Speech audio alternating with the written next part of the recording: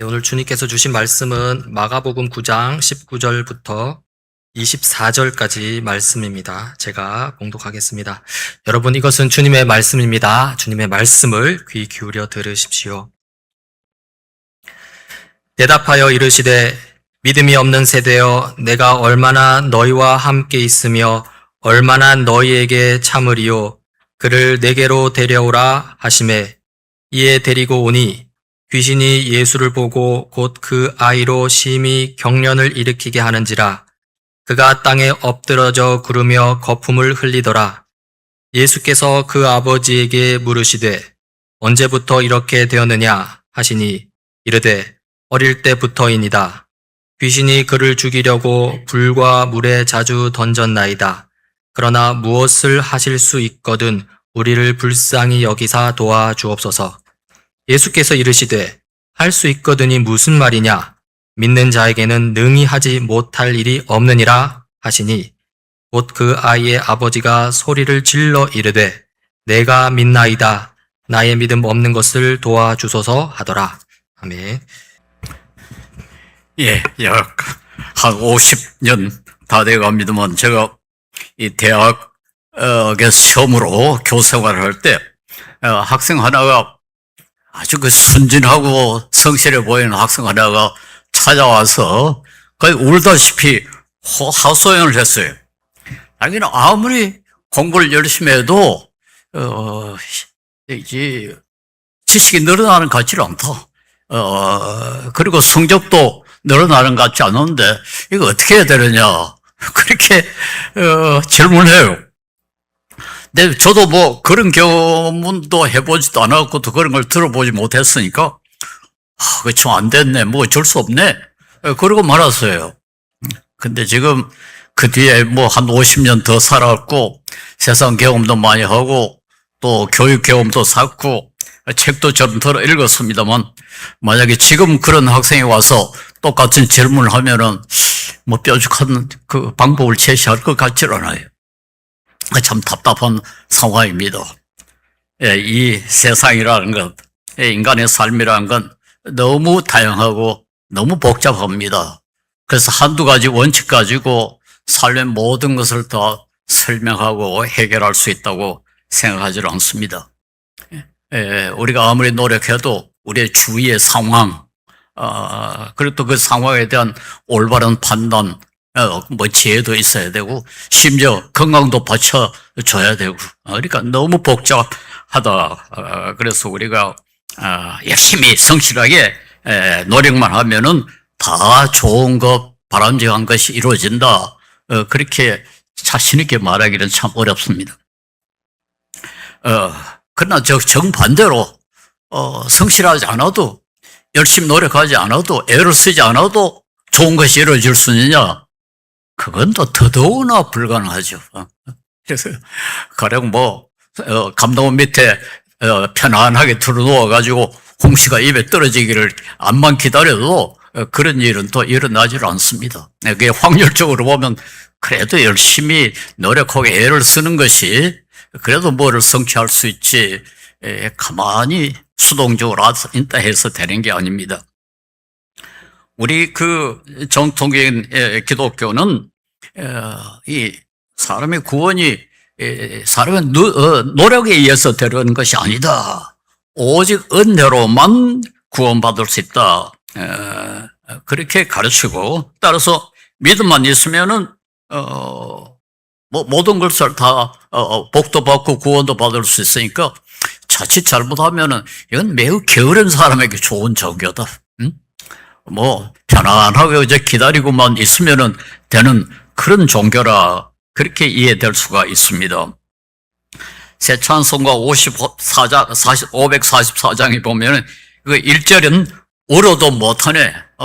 운다고 해가지고 되는 게 아니다. 2절에는 뭐 힘써도 못하네. 힘쓴다고 해서 되는 게 아니다. 3절에는 참아도 못하네. 그렇게 시작을 합니다. 그리고 4절 가서 비로소 믿으면 되겠네. 믿으면 되겠네. 그리고 이 찬송이 뭐 성경에 어긋난 게 아닙니다. 로마서 10장 10절에 보면 사람은 마음으로 믿어서 의에 이르고 입으로 고백해서 구원에 이르게 됩니다. 열심히 노력하라, 뭐 오르라, 참으라, 그게 아니고 믿으면 된다, 믿으면 된다, 그렇게 가르치거든요. 그런데 이 믿음이라는 게 이게 이제 문제예요. 그게 뭐 가만히 있어도 쉽게 믿어지면은 얼마나 좋겠습니까? 특별히 요즘은 더 어렵습니다. 뭐 옛날에는 사람들이 무슨 소리 하면 잘 믿었지만은 이제는 사람들이 굉장히 뭐 속된 말로 말해서 약아졌어요. 그동안에 과학도 많이 발전하고 또 그 발전한 과학에 근거해서 과학기술이라는 것이 좀 많이 개발이 돼서 지금 우리 삶이 얼마나 편하고 풍요롭게 됐습니까? 이게 과학이라는 게 상당히 옳다는 것이 자꾸 이제 눈에 보인단 말이에요. 눈에 보이고 우리가 실제로 경험하고 있으니까 이 과학이 훨씬 더 옳다, 이런 생각을 하기가 아주 좋습니다. 그런데 이런 세상에서 전지전능하신 하나님이 계신다. 예수님은 성육신 하나님이신데 육신을 입고 태어났었다. 근데 그분이 또 돌아갔다가 부활을 했다. 그리고 앞으로 재림할 것이다. 그리고 그의 십자가 죽음으로 말미암아 우리 죄가 다 사해진다. 아주 헛된 소리같이 들리지 않습니까? 이 과학이 뭐 과학 만능 시대라고 지금 그러는데 이런 믿음을 요구한다는 거, 이게 그렇게 쉽지 않아요. 그래 최근에 저 신문에 보니까 유럽이라든가 미국이라든가 우리 한국도 그도 안에 포함되어 갑니다만은 이제 그리스도인의 수가 확 줄어진다 그래요. 미국은 그래도 다른 나라에 비해서는 기독교인의 수가 상당히 많았는데 최근에 많이 줄어졌다 그래요. 그리고 또 그 가운데도 말하면 지식인들이 좀 많이 모이는 교단, 장로교가 미국에서는 그래도 소위 지적 수준이랄까, 지식 수준이 높습니다. 장로교의 교인 수가 많이 줄어졌다는 거예요. 또 장로교도 남장로교, 북장로교가 있는데 남장로교는 조금 보수적이고 북장로교는 조금 진보적인데 진보적인 교회가 훨씬 더 많이 줄어졌다. 그럽니다.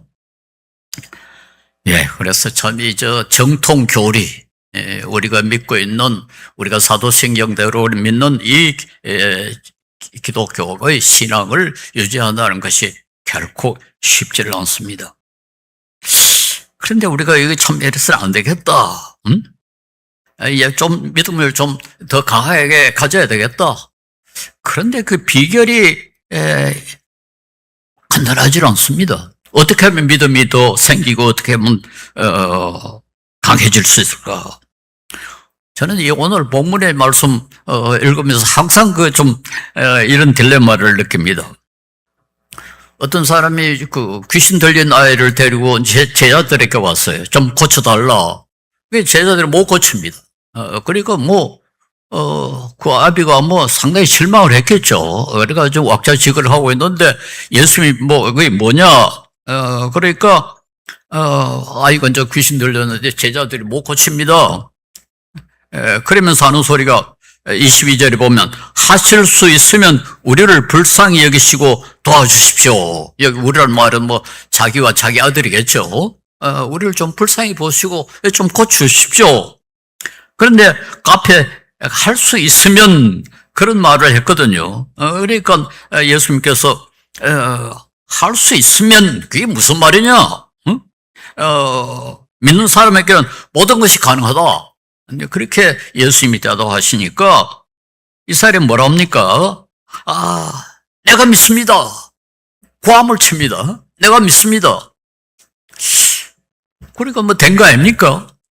그런데 가만히 생각해 보니까 사실 자기 안 믿거든. 믿음이 없는 거예요. 그러니까 이제 양심에 갇혀있게 돼가지고 나의 믿음 없는 것을 도와주소서. 내 믿음이 약하니까 도와주소서. 그렇게 한 게 아니고 아예 믿음이 없다고 그랬어요. 아주 원어에도 그렇게 돼 있습니다. 믿음이 없다. 나 믿음 없다. 그런데 또 도와주소서. 이건 뭐 믿는다는 건지 안 믿는다는 건지 아주 애매하지 않습니까? 이 아이비의 그 딜레마를 우리가 여기서 볼 수가 있습니다. 믿어야 되는데, 믿어야 이 아이가 고쳐질 수 있고, 근데 그 말도 믿는다고요. 응? 예수님이 그 말을 믿어요. 믿음만 있으면은 아이가 고쳐질 수 있습니다. 근데 그 애비에게 아이 병 난다는 게 얼마나 중요합니까? 그러니까 이거 반드시 믿어야 되겠다. 그러니까 우선 은갈 겸해, 급한 겸해, 믿습니다! 하고 꽝을 칩니다. 꽝을 친다는 게 어떤 입에서 마음속에 그 고민을 틀어하는 거죠. 그래 놓고 보니까 또 사실자기 믿는 게 아니거든요. 그러니까 믿음 없는 것을 도와주소서. 그 말이 무슨 말입니까? 난 믿음이 없습니다. 그래서 믿음 갖게 좀 도와주십시오. 그렇게 하는 겁니다. 예. 어떤 입에서 좀 지푸라기라도 잡아야 할 그런 순간이니까, 묻습니다 하고 고함을 치는 거 이해가 되죠. 나라도 그렇게 하겠어요. 그렇지 않겠어요?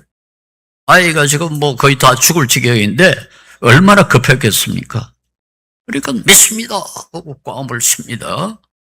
그래 놓고는, 또 이런 분 앞에 거짓말하면 안 되지.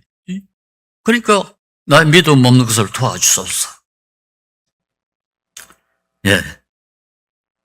그때 예수님께서 어쨌든 그 아이를 고쳐줬습니다. 이런 경우는 참 실제로 많아요. 우리 사람이 아주 위급한 경우에 하나님 살려주십시오. 그러지 않습니까? 평소에 하나님에 대해서 말도 한마디 안 하는 사람들이 위급하면 아이고 하나님 살려주십시오. 그리고 또 그렇게 해가지고 믿는 사람들이 꽤 믿게 된 사람이 꽤 많아요. 그러니까 이게 그 상상으로 만든 이야기가 될 수 없는 거죠.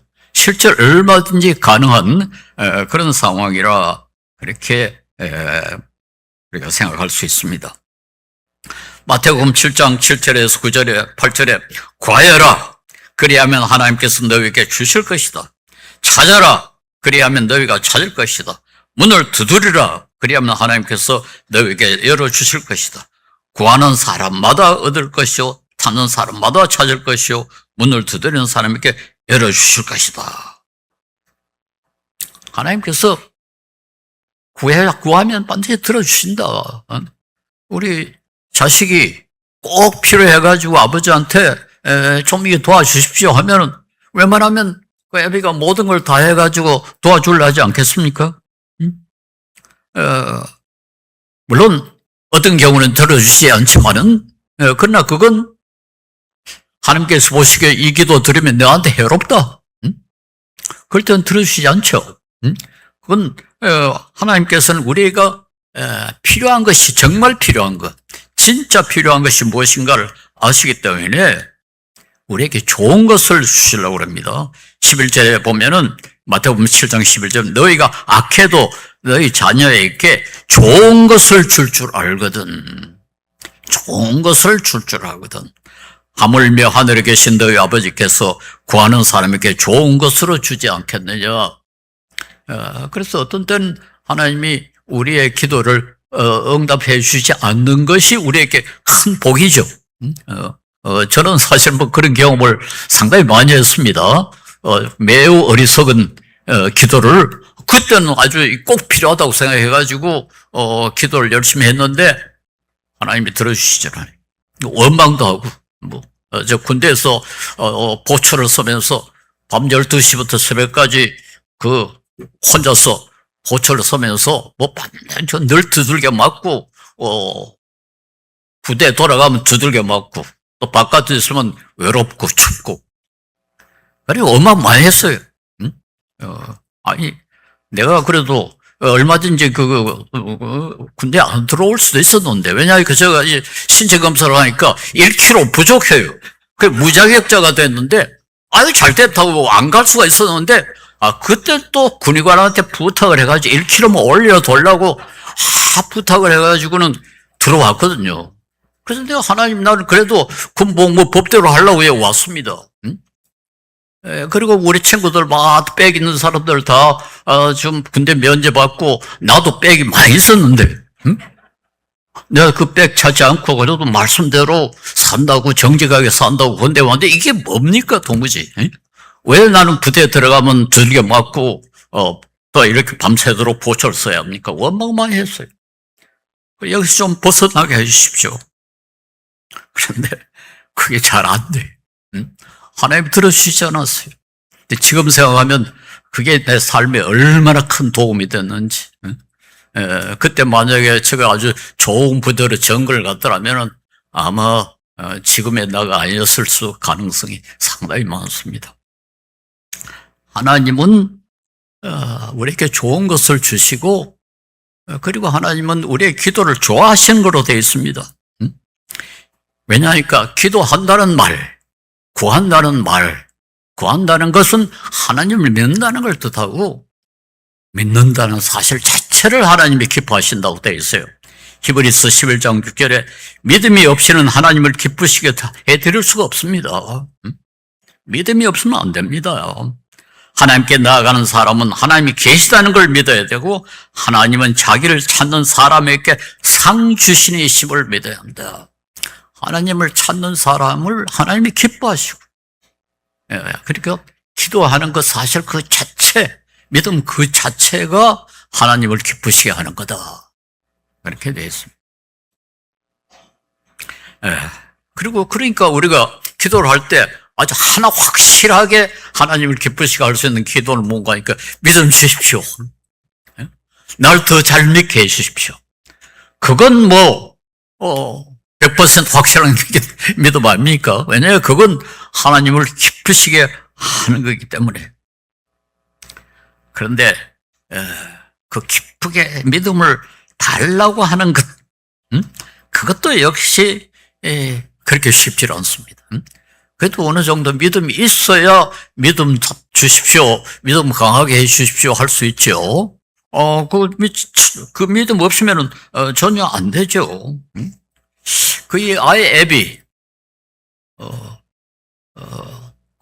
내가 믿습니다. 그래 놓고는 믿음 없는 것을 도와주셔서 이게 정말 이 사람이 믿는 건지 안 믿는 건지 참 애매한 상황인데, 그래도 그런 아주 절박한 상황이고 정말 믿어야 하는 상황이기 때문에 그때는 하면 조금이라도 좀 그 믿음이 있었지 않겠나. 저는 좀 겨자씨만한 믿음이라도 그런 믿음이 있었다고 생각합니다.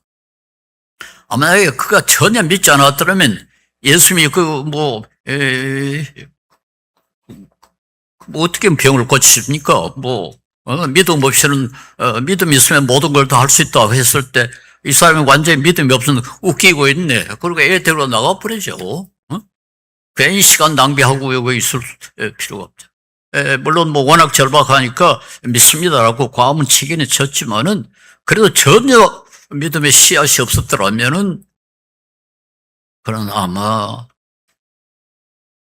가버렸을 겁니다. 그 칼빈이 한 말 가운데 유명한 것이 있습니다. 우리 모든 인간에게는 종교의 씨앗이 있다. 저 유명한 나전의 표현이 세메를 리기오니스라고 신학에 많이 알려졌습니다.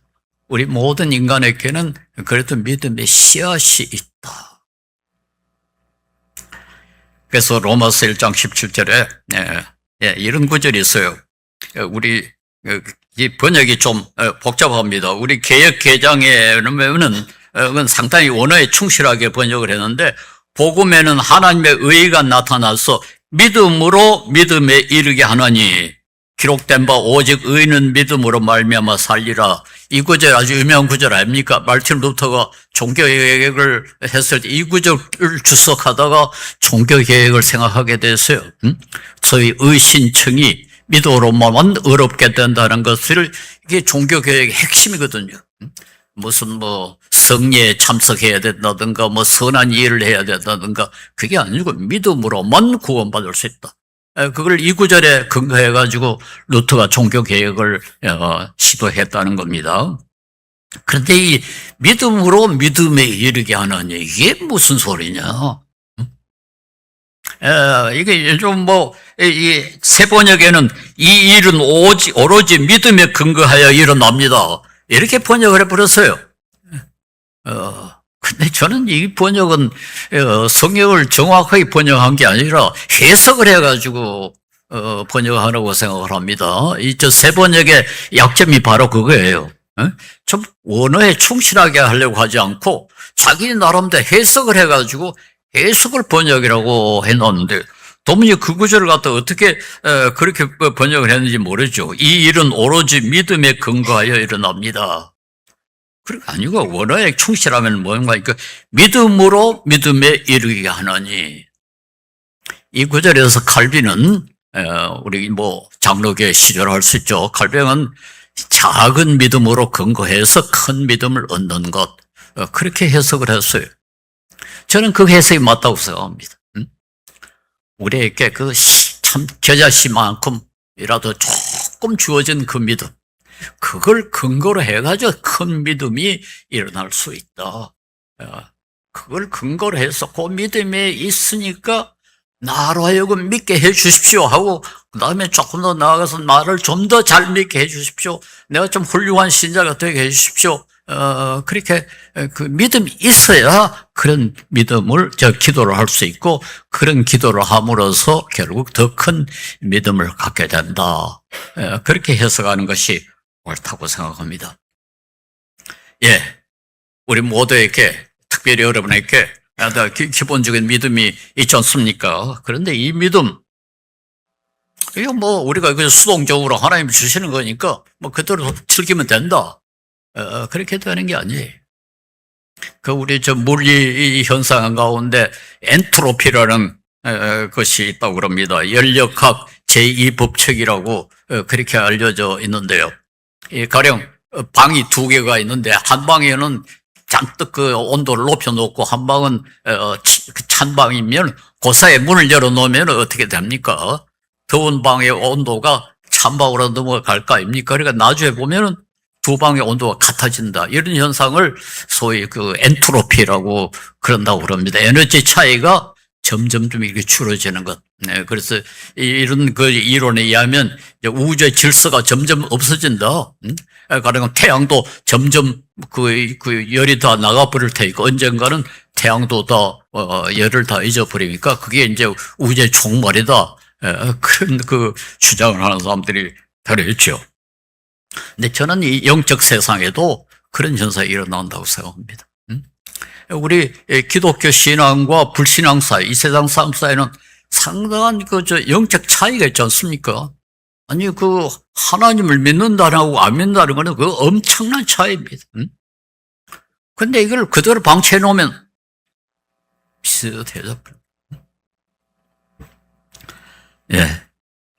우리가 조심하고 노력하지 않으면은, 마치 두 방 사이의 온도가 같아지는 것처럼. 그리고 우리의 방은 조그마하고 저쪽 방은 큽니다. 점점 커져. 그러니까 이게 아주 쉽게 세상하고 비슷하게 돼버린단 말이에요. 지금 그런 현상이 선진국에서 일어나고 있지 않습니까? 옛날에는 이 세상이 너무 험하고 살기 힘드니까 참 하늘나라 그렇게 사람들이 그리워하고 그랬어요. 제가 어릴 때만 해도 우리가 워낙 가난하고 못 살았으니까 하나님 나라 열망이 아주 컸습니다. 이 온도 차가 많죠. 근데 요즘 세상이 아주 좋아졌어요. 그러니까 꼭 하늘나라에 가야 되나? 여기가 좋사오니? 여기 괜찮습니다. 살만합니다. 그러니까 결국 아까 이야기한 것처럼 이 소위 선진국이라는 나라들에서 그리스도인의 수가 자꾸 줄어지고 우리 모두도 그 피해를 받을 가능성이 얼마든지 있습니다. 즉 이 세상과 교회의 차이, 하나님 나라와 세상 나라의 차이가 점점 줄어져 버린다. 엔트로피 현상이 일어나고 있다. 예. 그런데 이 믿음, 이 에베에게 주어진 아주 지극히 작은 믿음, 나의 믿음 없는 것을 도와주소서 하는 그 믿음, 도움을 받을 수 있다고 생각하는 그 믿음, 아주 작은 믿음. 그러니까 자기는 그것만 믿는 것도 아니다. 그러니까 믿음 없는 것을 도와줘서 할 정도로 미미한 믿음.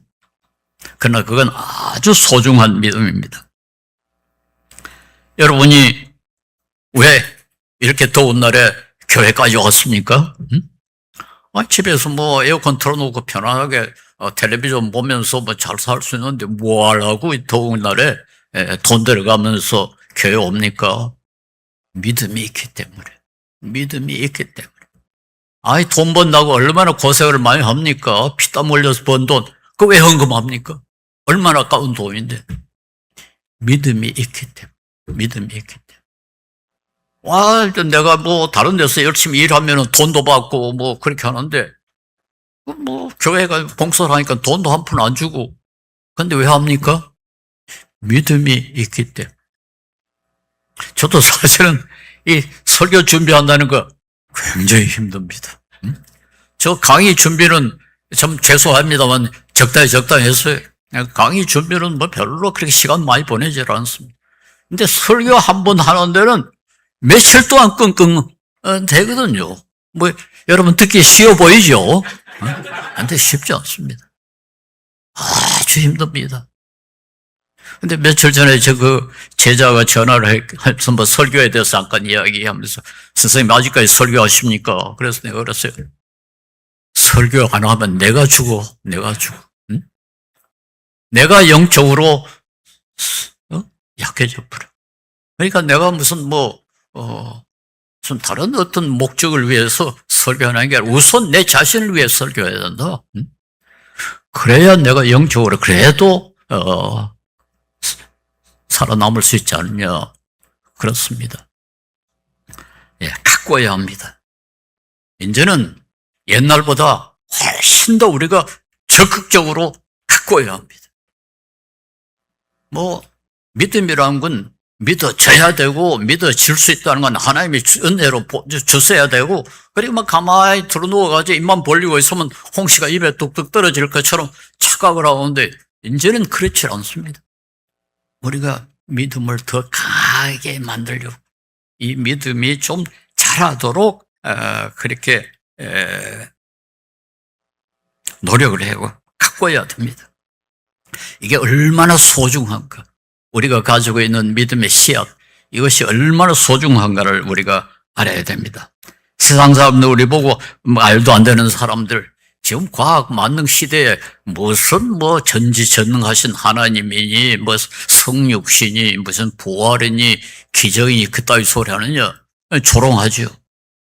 세상 사람들 보니까 과학적으로 설명하고 과학 기술로 뭘 하니까 탁탁탁 보인단 말이에요. 요즘 더운 날은 인공지능이라는 것까지 나와가지고는 이제는 사람보다 똑똑한 기계가 나온다고 야단을 부르니까.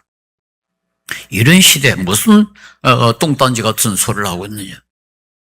이거 견뎌내기가 그렇게 쉽지 않죠. 그래서 우리는 노력해야 됩니다.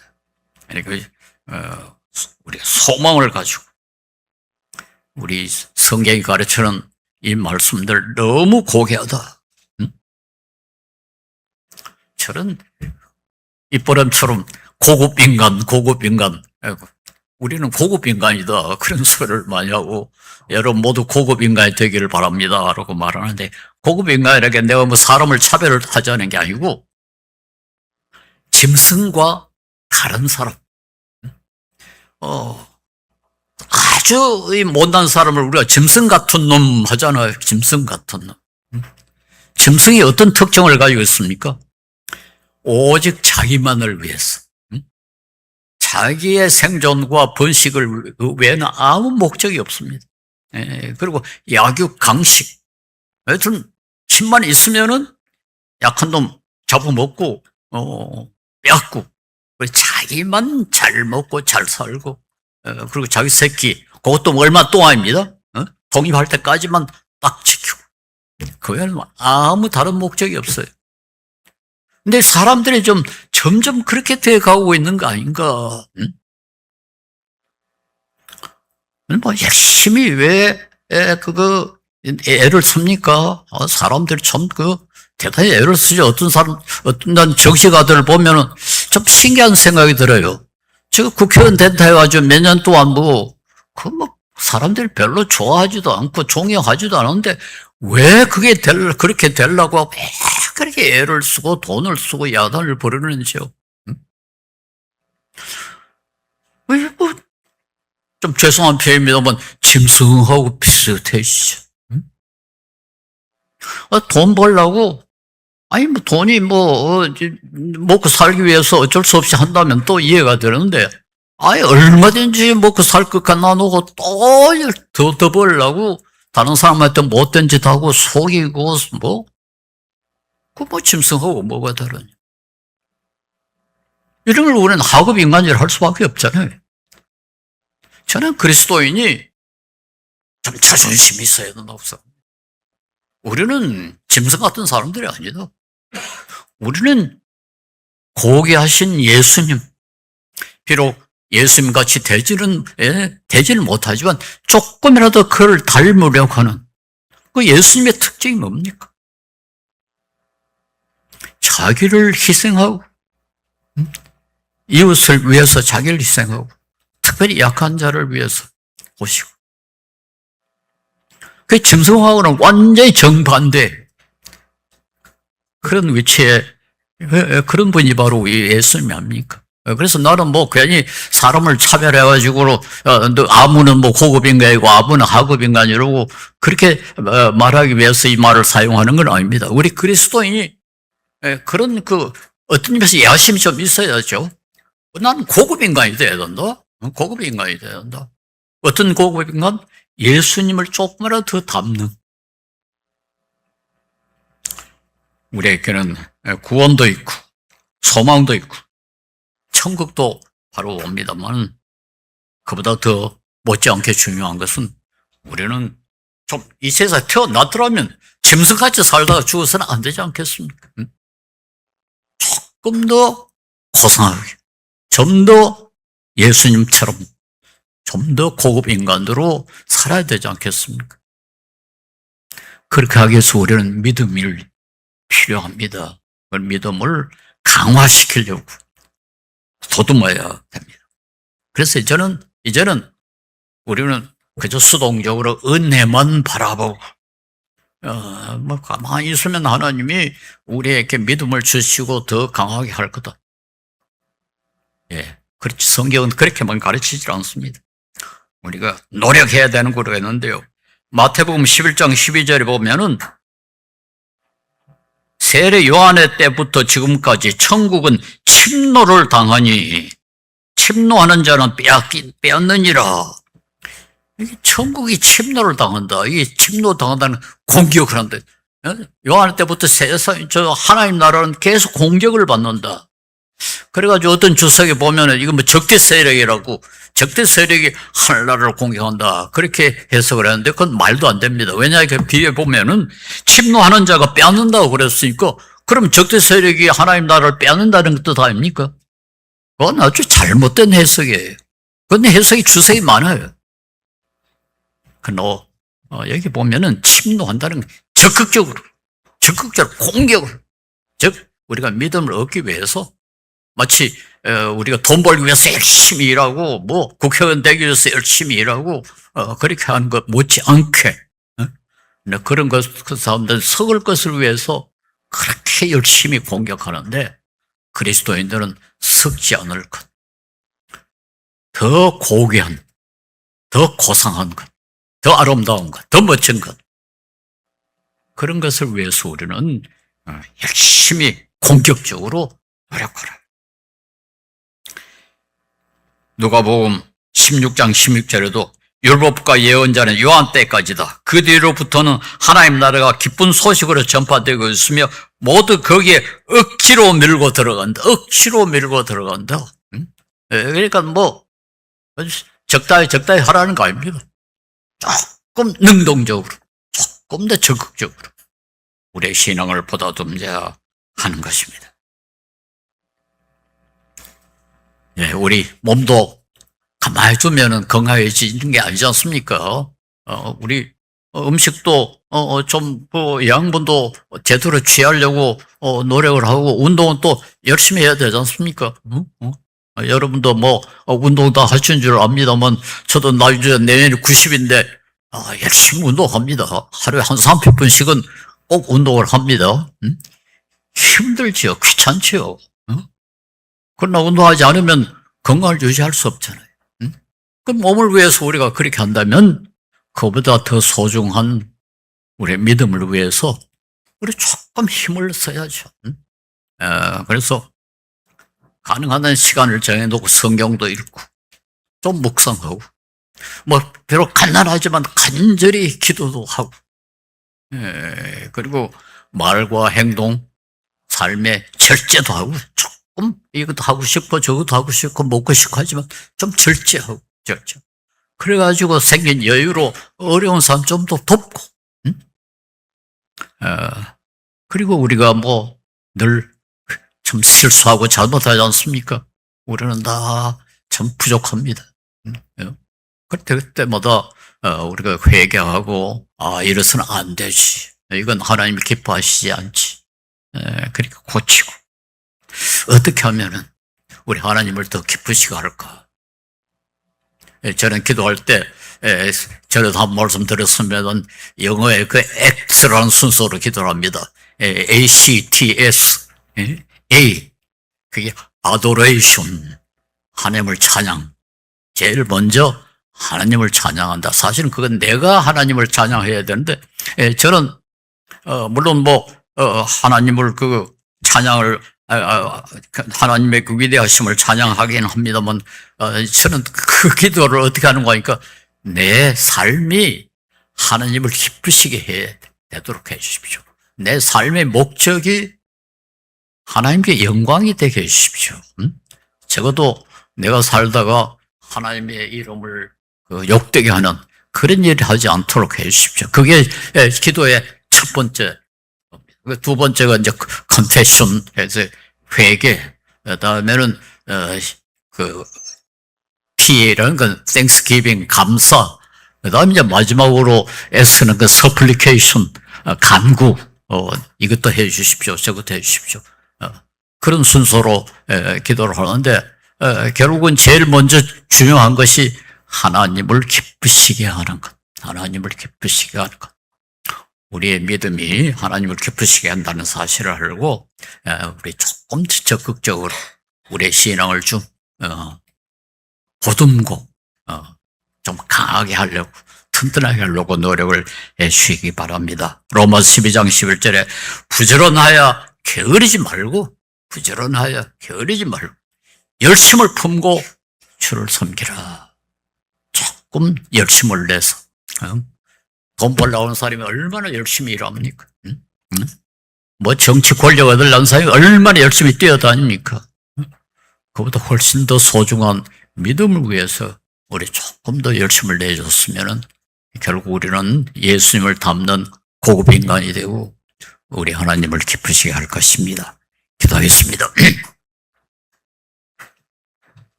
거룩하신 주님, 자비로우신 주님, 감사합니다.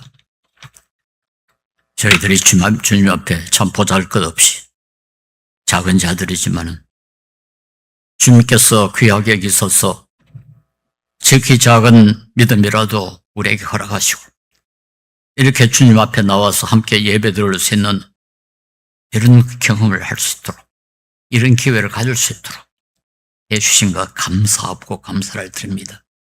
주님이여, 주님 앞에 우리가 참 보잘것없습니다. 우리의 믿음이 너무 작습니다. 그러나 주님께서 성령으로 우리를 이끌어 주셔서 좀 더 열심을 내서 적극적으로 공격적으로 이 믿음을 키우고 더 튼튼하게 할 수 있도록 주님께서 은혜를 베풀어 주시옵시고 우리 교회 모든 성도들에게 이런 복을 내려 주시옵소서. 예수 이름으로 기도합니다. 아멘.